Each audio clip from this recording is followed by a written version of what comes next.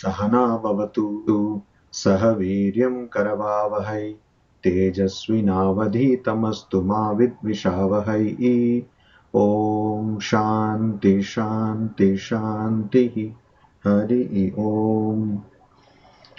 So we were discussing the Adhyasa Bhashya, which is Shankaracharya, his commentary on the Brahma Sutras. We were discussing that, and in that the opponent's objection was that Shankaracharya means you are saying that everything which is found in this universe is dependent on this superimposition. We presuppose superimposition and we live in a world of ignorance.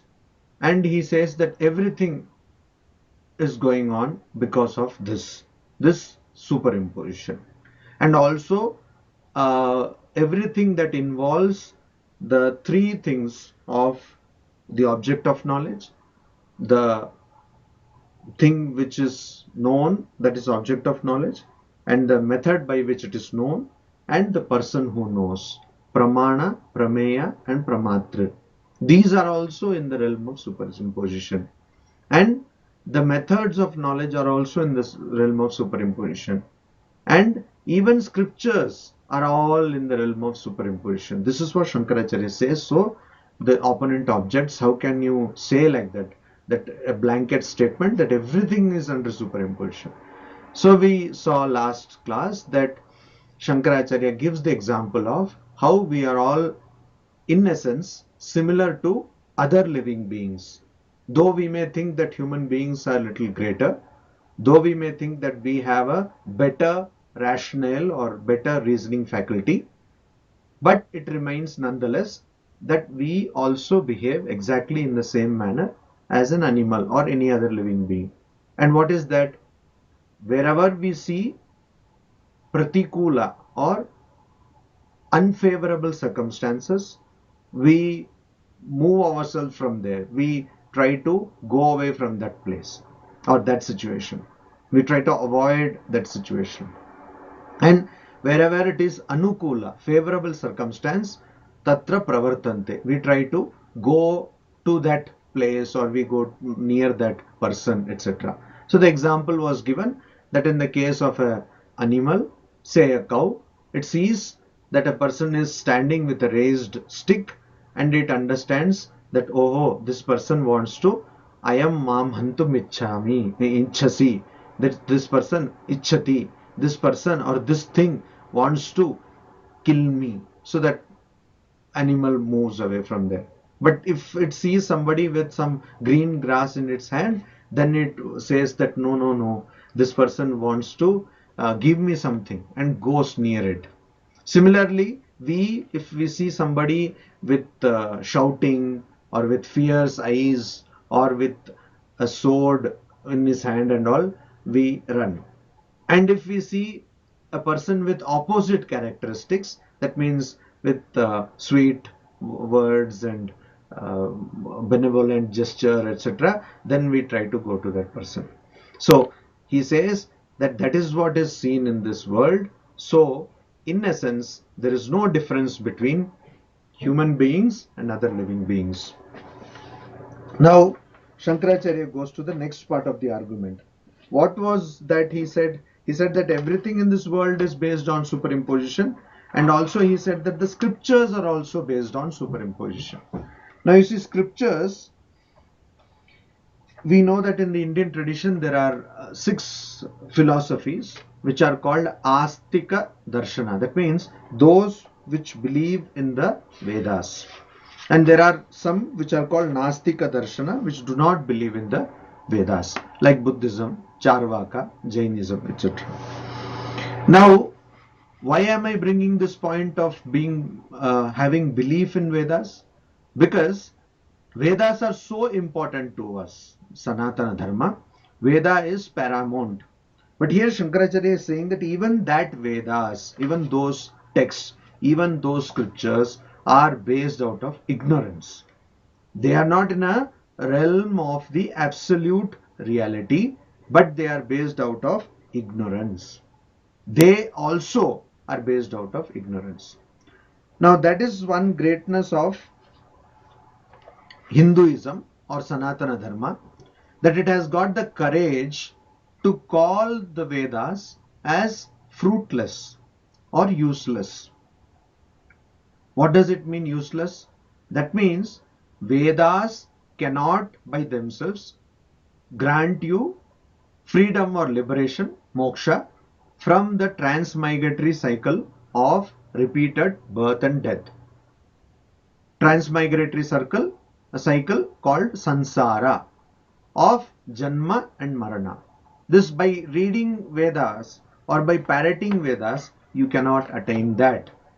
That, who says this? Vedas themselves say that. Where do we find this? We find that in the Upanishads. So, not by words. You don't get this realization of Brahman. That means the ultimate truth, and also the realization of identity of Brahman and Atman. You don't get it by words. You don't get it by words. And also there are statements which say that their words cannot reach, na tatra vak gacchati, etc., etc. Their speech cannot reach, etc. So Vedas are so bold to say that you cannot attain them by the texts, but through what? So what are Vedas? They are pointers. So we can see an example from the teachings of Sri Ramakrishna. He says a person sends a letter to a person, and that person reads that such and such things, so many things have to be bought and sent to the person who has sent the letter. So that letter has got a function or utility only in as much as it tells us what things have to be bought. More than that, it has no utility. Similarly, Vedas have utility only in as much as they tell us what to do, how to proceed. They are like guideposts, that's all. But by themselves, will we get the knowledge? No, we will not. Will we ever get the knowledge? You will not get the knowledge. Why we will not get the knowledge ever? Because knowledge is not to be gotten. Knowledge is already there in you.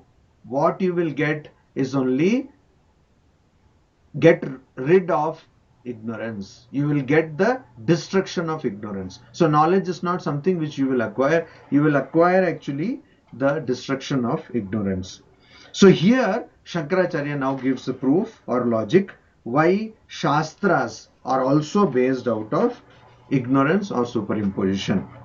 He says, Shastriye tu vyavahare yadyapi buddhi purvakari na aviditva atmanah paraloka sambandham adhikriyate tathapi na vedanta vedyam ashanayadi atitam apeta brahma shatradi bhedam asansari atmatattvam adhikari apekshate anupayogat adhikari virodhacha प्राच्य तथा भूतात्म विज्ञानात् प्रवर्तमानं शास्त्रम अविद्यावत् विषयत्वं न अतिवर्तते तथा हि ब्राह्मणो यजेत इत्यादीनि शास्त्राणि आत्मनि वर्णाश्रम वयो अवस्थादि विशेष अध्यासम आश्रित्य प्रवर्तन्ते. What does it mean? He says, शास्त्रीये तु व्यवहारे, in the case of the vyavahara or following of what? Scriptures.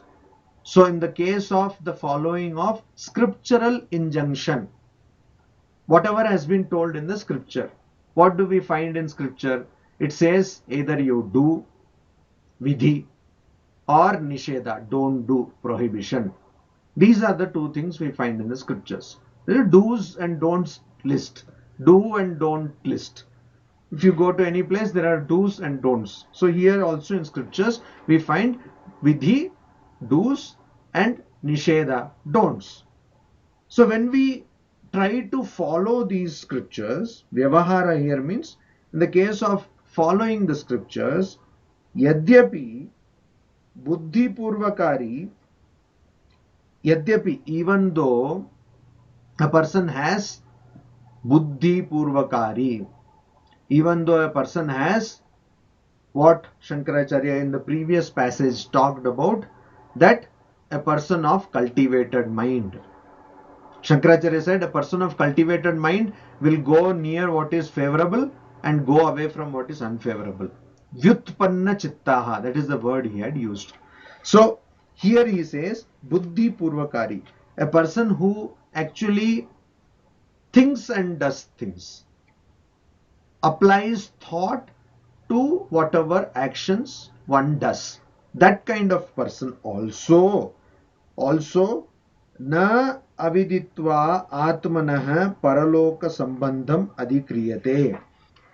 So the person who otherwise thinks about doing something, etc., applies some thought to whatever one does, that person also, while following the scriptures, that person, what does that person do? Why do people do most of the things which are told in the scriptures? Because they want to ensure a better life, next life, afterlife. They want to ensure a better afterlife, and also they want to ensure a good life in this very life also. Both here and hereafter, iha para, both they want to ensure. So they do this. They follow these do's and don'ts.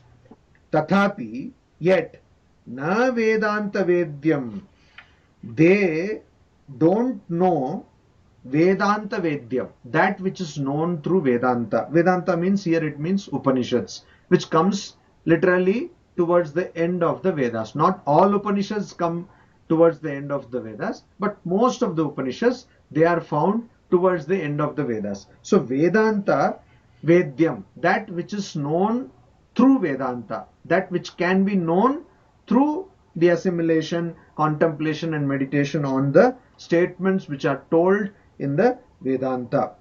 So Ashanayadi Atitam. What kind of truth?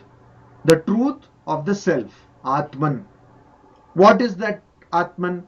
Ashana. Ashana means hunger. Adi means pipasa, means thirst. Hunger, etc. means hunger, thirst, etc. Atitam, it is free from, it is beyond. Atitam means beyond. It is beyond hunger, thirst, etc. What is beyond hunger, thirst, etc.? One's true reality is beyond hunger and thirst, etc. Apeta Brahma Shatradi Bedam. And also it is beyond, or it is apeta, means the apeta means to remove, means it is devoid of, it is without. What is it without? Brahma means Brahmana, Shatra means Kshatriya, Adi means other two castes. What are the other two castes? Vaishya and Shudra. Bedam, Brahma Kshatra Adi Bedam. So it is devoid of, without the differences of caste, like Brahmana, Kshatriya, Vaishya, Shudra, etc. Asansari, and also it is not sansari. What is not sansari? The ultimate Atman, ultimate reality, our true nature is asansari. It does not take but na jayate mriyate va kadaschit. And we have it, the same shloka in Gita, and little paraphrasing of the same shloka in Kathopanishad also. Na jayate mriyate va kadachit, etc. So it is never born, it is never died. So that is why in Mandukya Karika will say that Ajatavada, it is unborn, the doctrine of the unborn. It was never born. It was never born. You were never born. So Ajata. So asansari means it does not get into the cycle of repeated birth and repeated death. To perform what is told in the scripture, or to not perform what is prohibited in the scripture, though you are doing it for the sake of a better afterlife or a better this life, though you are doing it knowing full well that you are self, etc., but you don't have the knowledge of the true nature of self, and that knowledge is not necessary. The knowledge of the true nature of self is not necessary to perform scriptural injunctions. Why is it not necessary? Ana upayogat. for it is of no use. Upayogat means of use, because of its use. Anupayogat means because of its no use. Why it is of no use? If you know the Atman, which is beyond hunger, thirst, etc., why will you do the scriptural injunction follow? What is it? Agnihotram juhuyat swarga kama. The person who wants heaven, perform Agnihotra. If you know the self, which is beyond hunger and thirst, etc., why will you want to go to heaven? Okay. If you know the self, then to perform scriptural injunctions, there are requirements that you belong to this caste or something like that, or your eligibility requirements, other eligibility requirements. When you know that you are the self which is beyond or without the distinctions of caste, how can you perform? You cannot perform. And when you know that you are without birth and death, why will you perform something given by the scriptures which is only going to ensure that you are going to have a better afterlife? Because you know that there is no after, no hereafter, nothing. You are always that Atman which is never born. So in Sri Ramakrishna's life, we see that Sri Ramakrishna is trying to do some kind of rituals and water is not containing in his palm. So he says, you see, this is one state I have attained, which is called Galita Hasta. So in your hand, water will not hold. So you cannot hold water. For doing this purificatory rites, you need to hold water. Okay, achamana, etc. So that cannot be held. Water cannot be held in your palm. So that is a state you attain to when you know your true nature. So if you know your true nature, then there is no way you can perform these scriptural injunctions. And to perform scriptural injunctions, you don't need to know the true nature. Why? Adhikara virodhacha. Also because it is opposed to eligibility. What is eligibility? That you should have been born in a particular caste, or your body should be pure, all these things, or your body should be without deformity.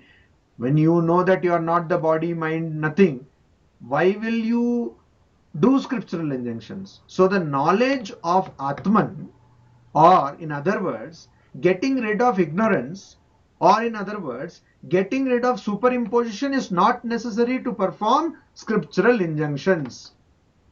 It is not necessary because it is irrelevant. It is irrelevant. Scriptural injunctions you can perform, but to perform them, the knowledge of Atman itself is irrelevant. That's what Shankaracharya is proving. It is irrelevant.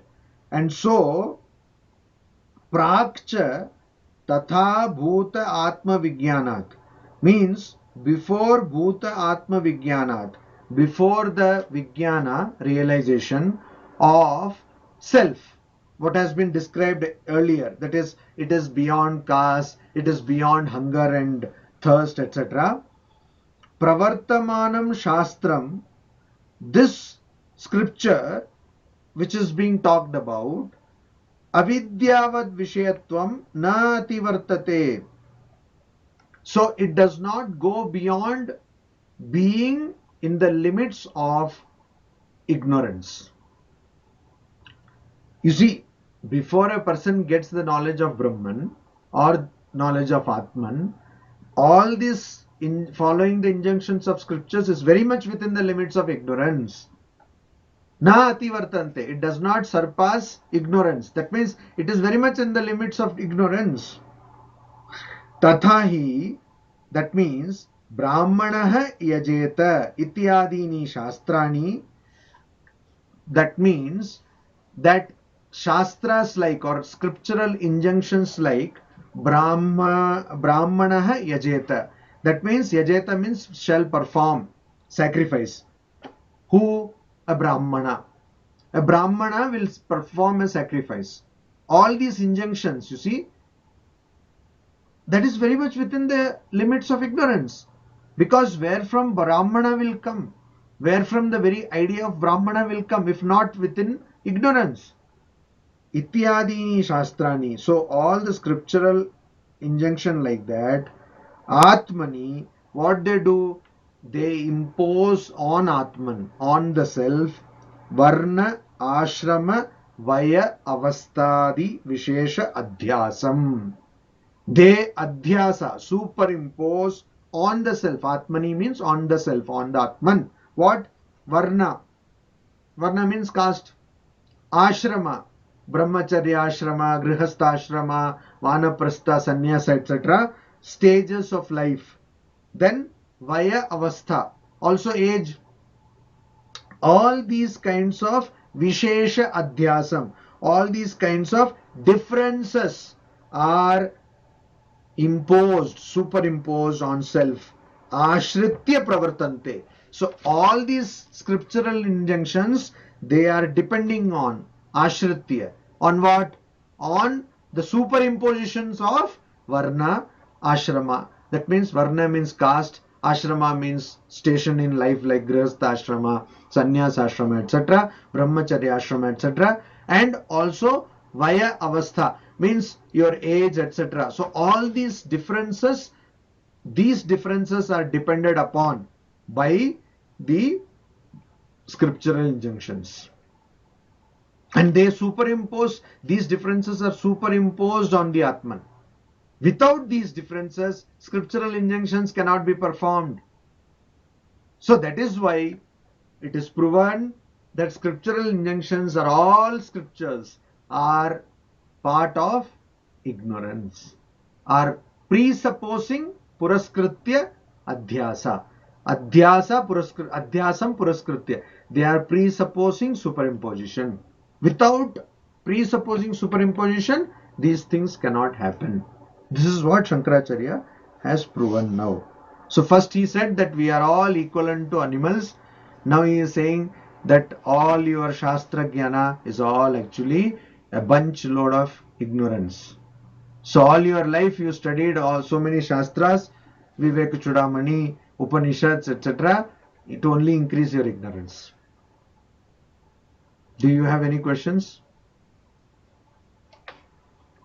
Yes, I have a question. So, once Swami Vivekananda said that oneness of existence is the basis of all morality. So I find these two statements a little contradictory, because what I thought Swami Vivekananda meant is the more you are closer to that larger S capital self, morality will automatically follow. So it may not be that morality is a prerequisite, but the closer your small I gets to that capital self, morality will be like that person will be more moral because he feels one with everybody. So, No, where is the contradiction? I find no contradiction. so the contradiction is like people may not be moral just to be like get a better current life or afterlife, but I thought what Swami Vivekananda intended is like the more closer a person is towards a realized person, the more moral he will naturally be. So, First of all, you are bringing morality. Scriptural injunctions do talk about morality, but scriptural injunctions are not just about morality. There is a difference. yes, So scriptural injunctions, Satyam Vada Dharmam Chara, Taittiriya Upanishad, it says they do talk about moral practices. Of course, that's a prerequisite. It's a prerequisite. It's a thing which is taken for granted that you are all moral, ethical, etc. But that is not the only thing. So here, what we are talking about is scriptural injunctions in totality. okay. In Mandukya Upanishad, Maharaj, in Mandukya Upanishad also they said the same thing, that Paravidya and Aparavidya, these all Vedas are also the same thing. It comes under Aparavidya, and Paravidya is only that if you know that the Brahman is everything. The same thing it is said here. Yes, and also you see, as I told you earlier, only scriptures in the entire world which has the courage to tell this is the Vedas. Because all other scriptures, you say, they will say that scripture itself is God. In the beginning there was word, the word was God, and God was word, and all that. So all other major religious traditions or even minor religious traditions, scripture itself is important. But only Vedas, they are so courageous to tell this. But again, here you see what Swamiji said. Swamiji said is the less and less you have differences, and the more and more you go nearer the ultimate reality, you will be automatically moral. This is what is being told by Shankaracharya here. You see, to perform scriptural injunctions, you should be harping on differences. You should actually emphasize difference. Otherwise, how will you perform a scriptural injunction which says Brahmana yajeta? Brahmin should perform the sacrifice. So you have to emphasize the difference that you are Brahmin, or scriptural injunctions which require that all parts of your body should be intact without any defect in your body. So that means you should emphasize that you are the body. So like that, and there are injunctions which are applicable only to householders. So that means you have to emphasize, or you have to at least remind yourself when you are doing that scriptural injunction, performing that particular sacrifice, that you are a householder. So all these injunctions effectually emphasize the differences instead of removing them.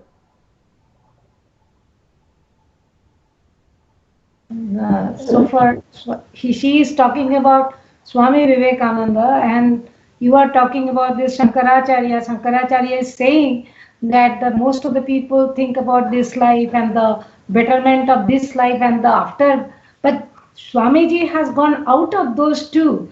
He has gone to the third stage, that where everybody is the same. So it's not that everybody is thinking of. I am not talking about Alright.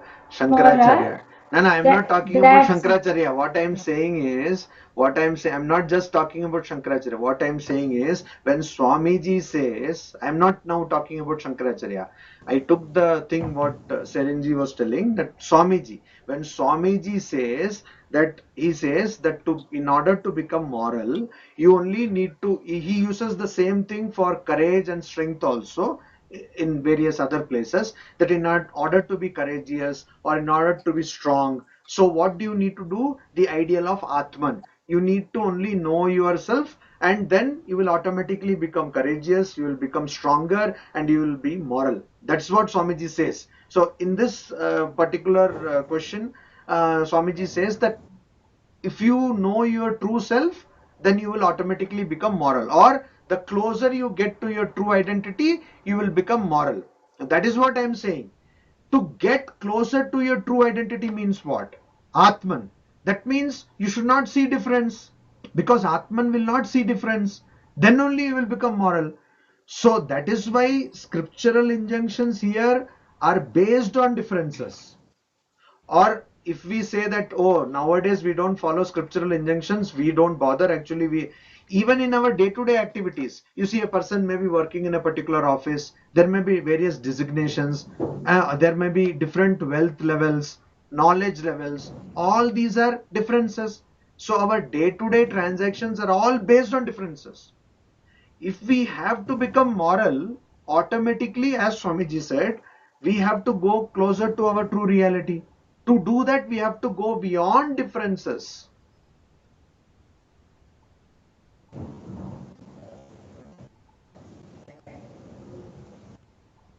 As the Shankaracharya said, that this, as in the Mandukya Upanishad, is also the same thing, that people, they do all the things for their betterment or for betterment after life. But if it is, there are third category who are beyond these two. So for the third category, the people think that everybody is the same, that same self is with everyone. That's the way Swami Vivekananda said that to concentrate on the bigger self. So that's the third stage. When you are not thinking of this life or the next life, then it's the third stage when everybody is the same. So that is what Shankaracharya is also talking about. See, Vivekananda never talks about anything which is not based on the ideal of Atman. And Shankaracharya also never talks about anything that is not based on the ideal of Atman. Their way of presenting it may be different because of the time they were born, because of the challenges they faced. When Shankaracharya came, he had to face the challenge of so many people who were ritualists and so many Buddhists. He had to face that challenge. Swamiji talks about that. Means people who had high ideal of Buddhism, which was totally not practical. Too high ideal, too high an ideal is not practical. So Shankaracharya, and so much of corruption had entered, Shankaracharya had to counter them. And so he talks of all these things. Before that, Mimamsakas, they came and they introduced the Vedic sacrifice ideal, so to counter the Buddhist influx of corruption, etc. When Swamiji came, that is not what Sri Ramakrishna or Swamiji countered. Sri Ramakrishna and Swamiji, they countered an influx of Western thought, an influx of total atheistic tendency, an influx of total going away of belief in our own tradition, means in Indian tradition or Sanatana Dharma. That is what they countered. And so their method was different. But as Nivedita, if you read Nivedita, you will find that she says over and again that master, she calls Swamiji as master. The master never said anything other than Atman, other than God, other than renunciation. Swamiji was never talking about, though apparently when we read his books or on the face level or the surface level, it might seem, oh, Swamiji has talked about karma yoga, etc. But if you read properly and in depth, you understand that Swamiji is talking only about God, only about spirituality. Just like its master, he never talked about, Sri Ramakrishna never you will find he is talking about anything other than God. He is never talking about any. So that third stage which you are talking about is exactly what all these people are talking about. That is exactly what we have to attain. But here the problem is not that. The problem is, first we have to understand that the stage we are in, or most of us are, is a stage of ignorance. You see, our problem is not that we don't know that there is a stage of knowledge of Brahman. The problem is most of us are sure that we are in a better stage. That has to be removed. The ignorance about ignorance has to go away. You see, we are not aware of ignorance. That's the problem.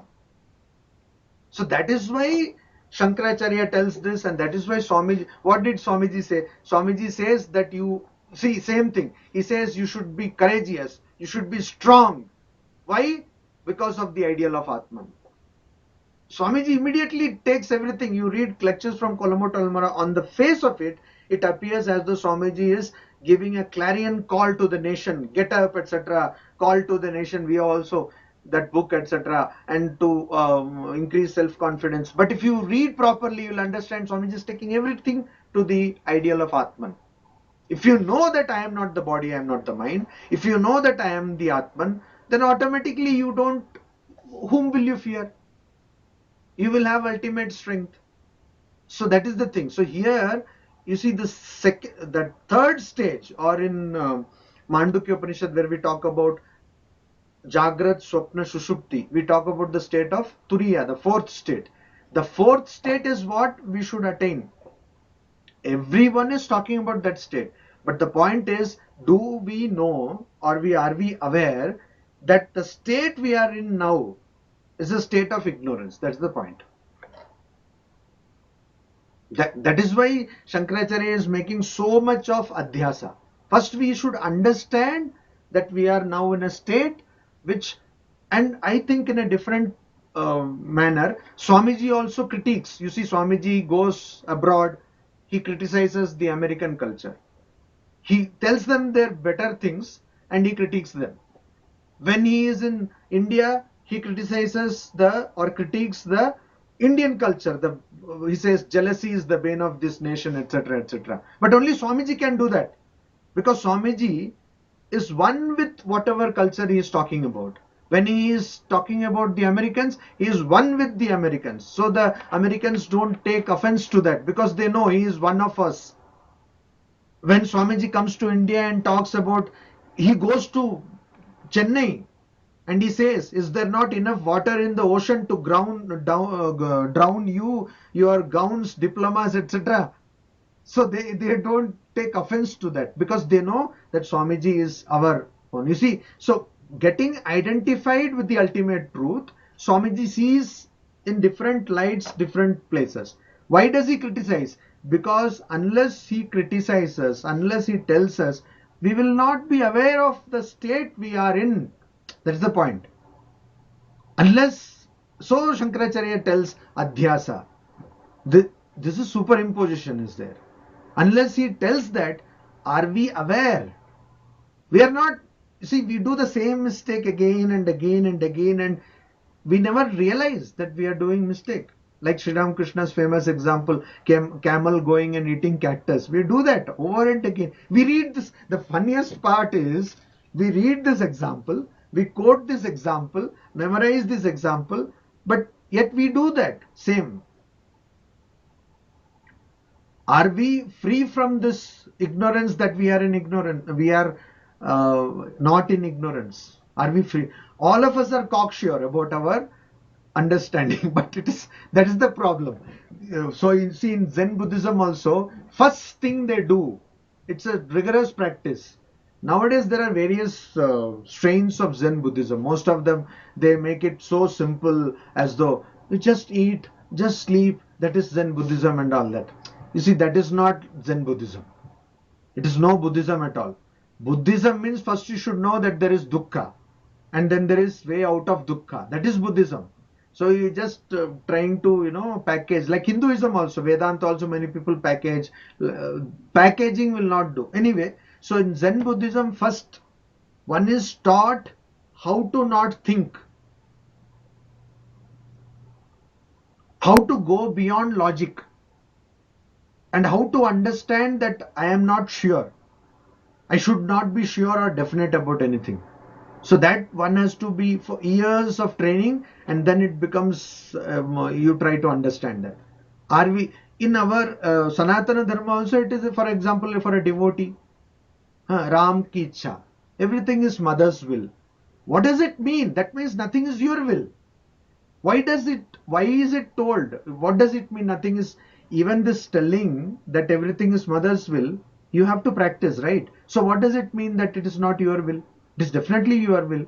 The idea is that by saying that it is not your will, you will understand that this definiteness about this universe, this whole causality thing, cause effect, cause creates effect, effect becomes cause of the next effect, like that. It's a cycle. So you have to get rid of or go beyond this causality cycle. How will you understand? How will any one of us understand? So for that, they say that all this is the wish of Sri Krishna, or all this is wish of mother, etc. And by that, you try to get out of the causality cycle, vicious cycle of causality, or you try to get out of the the thing of that I am doing, volition, will, etc. So here the third stage what you are talking about is the stage of realization.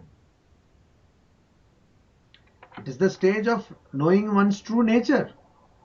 And that state can be attained only when we know that now we don't know the true nature.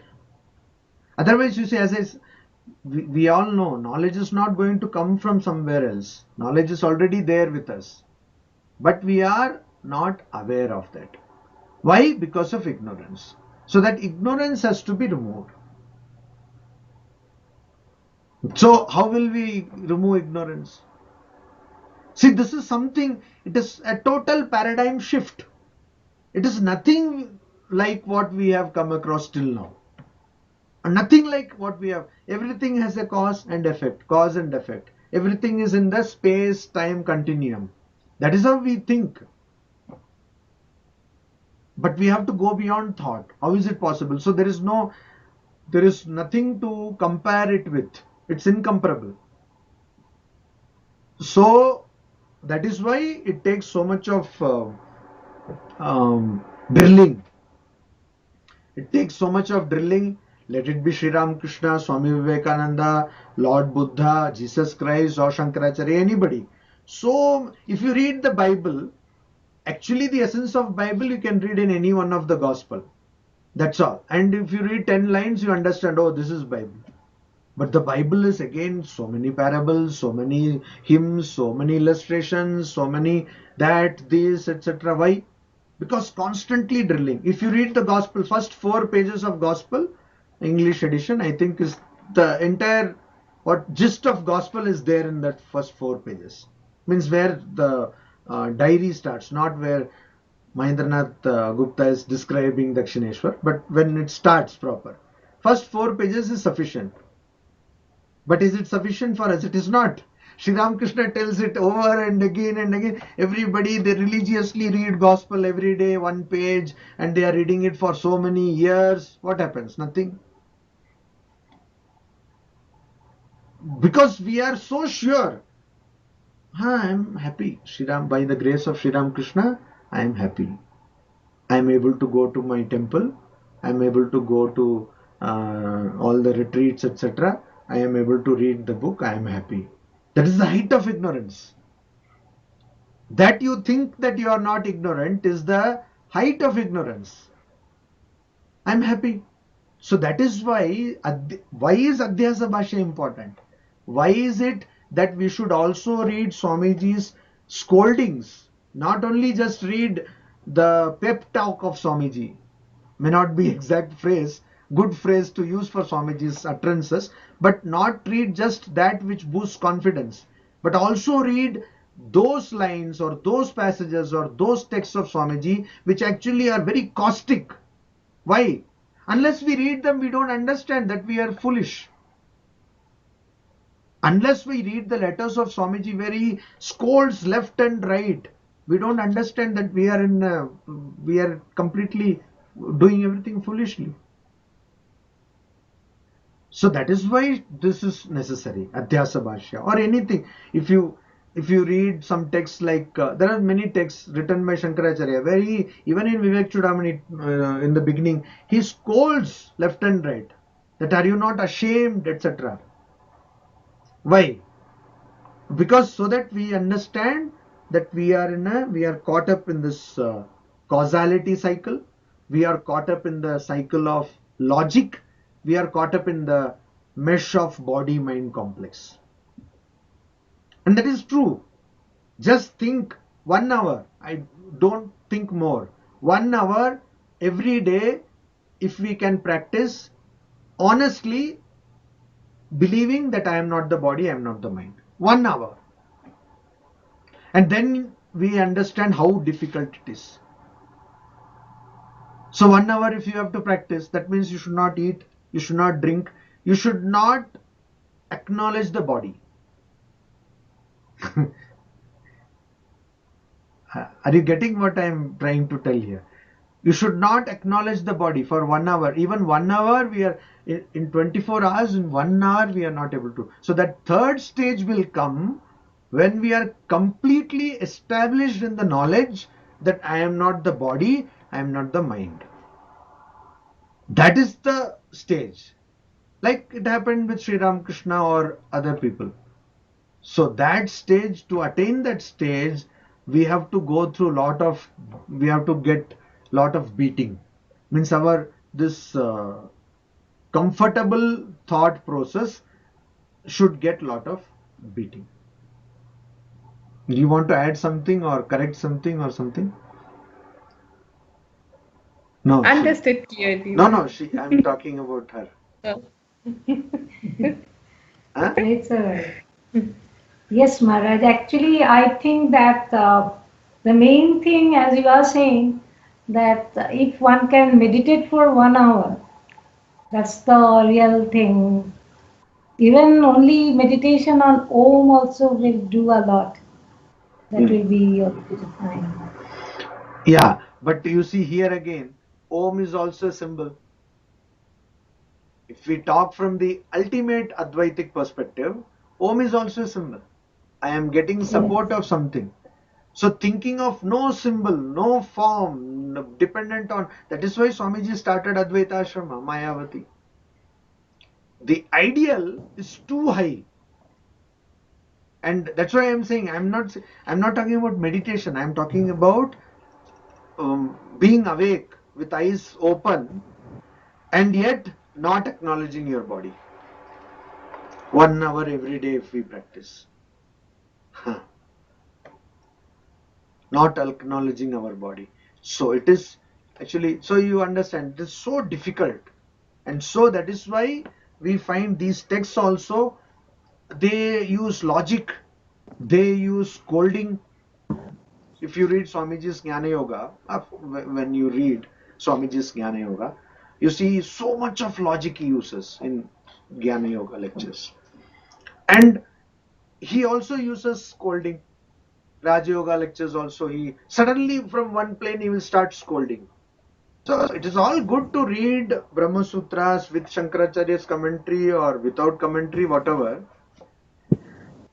But practice. Why are we reading this? What is it? How is it going to change? You see, now if you see, Shankaracharya says that you are equivalent to animals. Shankaracharya says that scriptures are all a bundle of ignorance. That means if you don't practice the ideal of Atman, you are not different from animals. If you don't practice the ideal of Atman, all the books, whatever philosophy, even Swamiji, even Ramakrishna, even everything, is nothing but a bundle of ignorance. In Sanskrit, there is a shloka, Karash Chandana Bharavahi. Bharasya Veta Natu Chandanasya. Khara, a donkey, when it is carrying sandalwood, what does it know? It only knows that this is very heavy. Sandalwood is very heavy. It is bharasya veta, natu chandanasya. It is not knowing the benefit of sandalwood. It is not knowing the quality of sandalwood. It only knows that it is so heavy. So that we will become like that.